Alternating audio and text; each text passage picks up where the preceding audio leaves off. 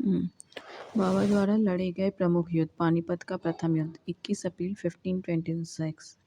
1526 इब्राहिम एवं बाबर, बाबर विजयी। खानवा का युद्ध 17 मार्च 1757 राणा संगा, बाबर, बाबर विजयी। खानवा राणा संगा। चंदेरी को युद्ध 29 जून 1520 मेदिनी राय व बाबर, मेदिनी राय व बाबर, बाबर विजयी। चंदेरी का युद्ध 29 जून 1520 मेदिनी राय, बाबर, बाबर विजयी। घाघरा का युद्ध 6 मई 1520 अफगानों और बाबर, बाबर विजयी। घाघरा का युद्ध 6 मई 1529 अफगानों और बाबर, बाबर विजयी। इब्राहिम लोदी मध्यकाल का प्रथम शासक जो युद्ध स्थल में मारा गया। मध्यकाल का प्रथम शासक जो युद्ध स्थल में मारा गया। इसके साथ उसके मित्र ग्वालियर के राजा विक्रमादित्य भी युद्ध स्थल में मारे। इसके साथ इसके मित्र ग्वालियर के राजा विक्रमजीत भी युद्ध स्थल में मारा गया। हुमायूं ने कोहिनूर हीरा ग्वालियर के दिग्वंत राजा विक्रमजीत के परिवार से प्राप्त किया था। बाबर को अपनी उदारता के लिए कलंदर की उपाधि दी गई। खानवा युद्ध में बाबर ने राणा संगा के खिलाफ जिहाद का नारा दिया और युद्ध में विजय के बाद गाजी की उपाधि धारण की। 30 जनवरी 1528 को जहर देने के कारण राणा संगा की मृत्यु हो गई। बाबर ने बंगाल के शासक नुसरत शाह के साथ 6 मई 1529 को एक दूसरे की संप्रभुता का सम्मान करने का वादा करते हुए एक संधि की, जिसके अनुसार नुसरत शाह ने अफगान विद्रोहियों को शरण न देने का वचन किया। बाबर ने बंगाल के शासक नुसरत शाह के साथ 6 मई 1529 को एक दूसरे की संप्रभुता का सम्मान करने का वादा करते हुए एक संधि की, जिसके अनुसार नुसरत शाह ने अफगान विद्रोहियों को शरण न देने का वचन दिया। करीब 48 वर्ष के फिर से पढ़ते। बाबर ने बंगाल के शासक नुसरत शाह के साथ 6 मई 1529 को एक दूसरे की संप्रभुता का सम्मान करने का वादा करते हुए एक संधि की, जिसके अनुसार नुसरत शाह ने अफगान विद्रोहियों को शरण न देने का वचन दिया। करीब 48 वर्ष की आयु में 26 दिसंबर 1530 को आगरा में बाबर की मृत्यु हुई। प्रारंभ में बाबर के शव को आगरा के आराम बाग में दफनाया गया, बाद में काबुल में उसके द्वारा चुने स्थान पर दफनाया गया। बाबर की मातृभाषा तुर्की थी, लेकिन वह अरबी और फारसी का भी अच्छा ज्ञाता था। बाबर ने अपनी आत्मकथा बाबरनामा तुर्की में रचना की, जिसका अनुवाद बाद में फारसी में अब्दुल रहीम खान ने किया। अपनी आत्मकथा में बाबर ने औपचारिक बागों की योजना और उसे बनाने में रुचि का वर्णन किया। अपनी आत्मकथा में बाबर ने औपचारिक बागों की योजना उसे बनाने में रुचि का वर्णन किया। अक्सर वे बाग दीवार से घिरे होते हैं। कृत्रिम नहरों द्वारा 4 बागों में विभाजित आयताकार अहाते में स्थित थे। और अक्सर ये बाग दीवार से घिरे होता है। कृत्रिम नहरों द्वारा 4 भागों में विभाजित आयताकार आहार में स्थित थे। 4 समान हिस्से में बटे होने ये 4 भाग 4 समान भाग में बटे होने ये 4 भाग कहलाते थे। 4 भाग बनाने की परंपरा की शुरुआत अकबर के समय हुई। बाबर को मुबैन नामक पद्यशाली का भी जन्मदाता माना जाता है।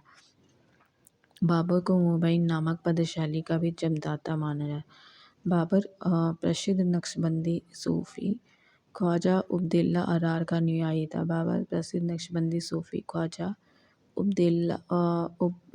उबेदुल्ला अरार का अनुयायी था। बाबर का उत्तराधिकारी हुमायूं था। नक्शबंदी सूफी ख्वाजा उबदिल्ला अरार का अनुयायी था। बाबर का उत्तराधिकारी हुमायूं हुआ। हुमायूं 1530 से 1556। नसीरुद्दीन हुमायूं 29 दिसंबर 1530 को आगरा में 23 वर्ष की अवस्था में सिंहासन पर बैठा। गद्दी पर बैठने से पहले हुमायूं बख्श खां का सूबेदार था। अपने पिता के निर्देश के अनुसार हुमायूं ने अपने राज्यों का बंटवारा अपने भाइयों में कर दिया। इसने कामरान को काबुल और कंधार, मिर्जा अस्कारी को संभल। मिर्जा हिंदाल को अलवर, मिर्जा हिंदाल को अलवर मेवाड़ की जागीरें दी। मिर्जा हिंदाल को अलवर और मेवाड़ की जागीरें दी। अपने चाचा चचेरे भाई सुलेमान मिर्जा को हुमायूं ने बख्श का प्रदेश दिया। अपने चचेरे भाई सुलेमान मिर्जा को हुमायूं ने बख्श का प्रदेश दिया। 1533 में हुमायूं ने दीनपना नामक एक नए नगर की स्थापना की। 1533 में हुमायूं ने दीनपना नामक एक नए नगर की स्थापना की। चौसा का युद्ध 15 जून 1539 में सिरका हुमायूं के बीच हुआ। चौसा का युद्ध 25 जून 1539 में शेर खां और हुमायूं के बीच हुआ। चौसा का युद्ध शेर खां और हुमायूं के बीच। इस युद्ध में शेर खां विजयी रहे। इस युद्ध के बाद शेर खां ने शेरशाह की पदवी धारण की। इस युद्ध के बाद शेरशाह ने शेर खां की पदवी धारण की। बिलग्राम या कन्नौज का युद्ध 17 मई 1540 में शेर खां और हुमायूं के बीच हुआ। इस युद्ध में भी हुमायूं पराजित था। शेर खां ने आसानी से आगरा और दिल्ली पर कब्जा कर लिया। शेर खां ने आसानी से आगरा और दिल्ली पर कब्जा कर लिया। बिलग्राम युद्ध के बाद हुमायूं सिंध चला गया। बिलग्राम युद्ध के बाद हुमायूं सिंध चला गया। जहां उसने 15 वर्ष तक घुमक्कड़ों जैसा निर्वासित जीवन व्यतीत किया। निर्वासन के समय हुमायूं ने हिंदाल के आध्यात्मिक गुरु फारसवासी सिया मीर बाबा दोस्त उर्फ मीर अली अकबर जामी के पुत्र निर्वासन के समय हुमायूं ने हिंदाल के आध्यात्मिक गुरु फारसवासी सिया मीर बाबा दोस्त उर्फ मीर अली अकबर जामी के पुत्र मीर बाबा दोस्त उर्फ मीर अली अकबर जामी की पुत्री हमीदा बानो बेगम से 29 अगस्त 1541 में निकाह कर लिया। हमीदा बानो बेगम से 29 अगस्त 1541 को निकाह कर लिया। कालांतर में हमीदा से ही अकबर जैसे महान सम्राट का जन्म हुआ। 1555 में हुमायूं ने पंजाब के सूरी शासक सिकंदर को पराजित कर पुनः दिल्ली की गद्दी पर बैठा। 1555 हुमायूं ने पंजाब के सूरी शासक सिकंदर को पराजित कर पुनः दिल्ली की गद्दी पर बैठा। हुमायूं द्वारा लड़े गए 5 प्रमुख युद्ध: देवरा 1531 में, देवरा 1531 में, चौसा 1539 में, चौसा 1539 में, बिलग्राम 1540 में, बिलग्राम 1540 में, सरहिंद 1555 में, सरहिंद 1555। 1 जनवरी 1556 को दीनपना भवन में 1 जनवरी 1550 दीनपना भवन में पुस्तकालय शेर मंडल की सीढ़ियों से गिरने गए हुमायूं की मृत्यु हो गई। पुस्तकालय शेर मंडल की सीढ़ियों से गिरने के कारण हुमायूं की मृत्यु हो गई। हुमायूं के बारे में इतिहासकार लेन पुल ने कहा, हुमायूं गिरते पड़ते इस जीवन से मुक्त हो गया, ठीक उसी तरह जिस तरह से तमाम जिंदगी वह गिरते पड़ते चलता रहा था। हुमायूं की रचना हुमायूं नामक रचना गुलबदन बेगम ने की। हुमायूं नामा की रचना गुलबदन बेगम ने की। हुमायूं ज्योतिष में विश्वास करता है, इसलिए इसने सप्ताह के 7 दिन 7 रंग के कपड़े के नियम बनाए। सप्ताह के 7 दिन 7 रंग शेरशाह 1540 से 1545 सूर्य साम्राज्य का संस्थापक अफगान वंशीय शेरशाह सूरी था। सूर्य साम्राज्य का संस्थापक अफगान वंशीय शेरशाह सूरी था। डॉक्टर KR कानूनगो के अनुसार हरियाणा प्रांत के नारनौल स्थान पर इब्राहिम के पुत्र हसन के घर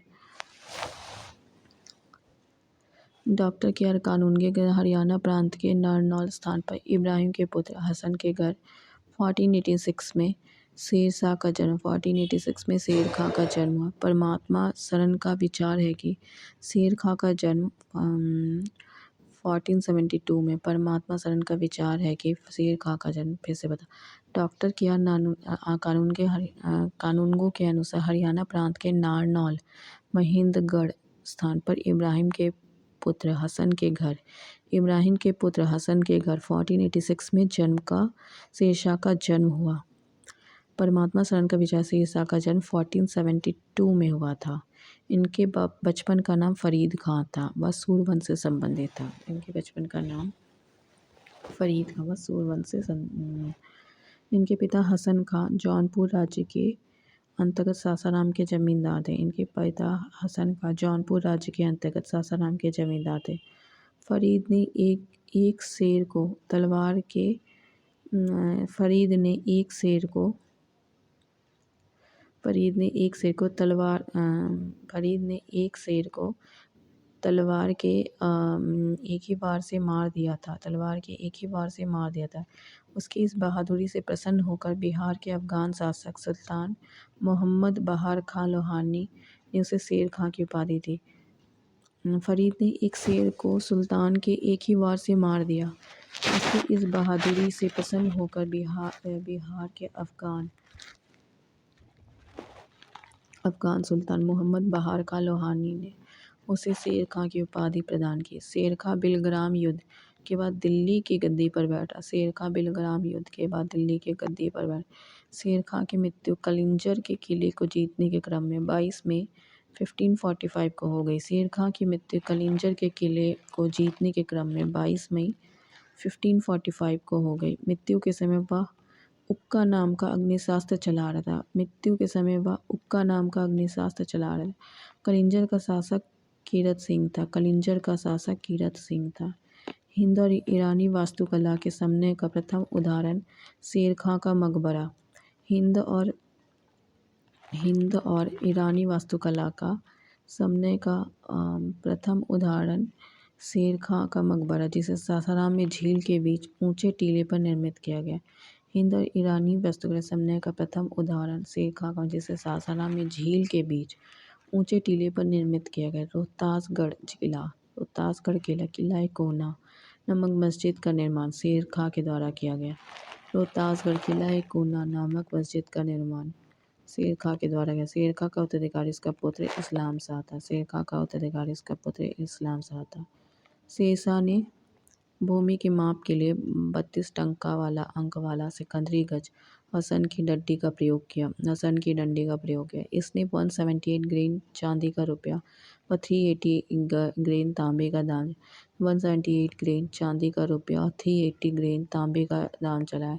शेरशाह ने रोहतासगढ़ के दुर्ग कन्नौज के स्थान पर शेरसूर नामक नगर बसाया। शेरशाह ने रोहतासगढ़ के दुर्ग कन्नौज के स्थान पर शेरसूर नामक नगर बसाया। शेरशाह के समय पैदावार का लगभग 1/3 भाग सरकार लगान के रूप में वसूल कर।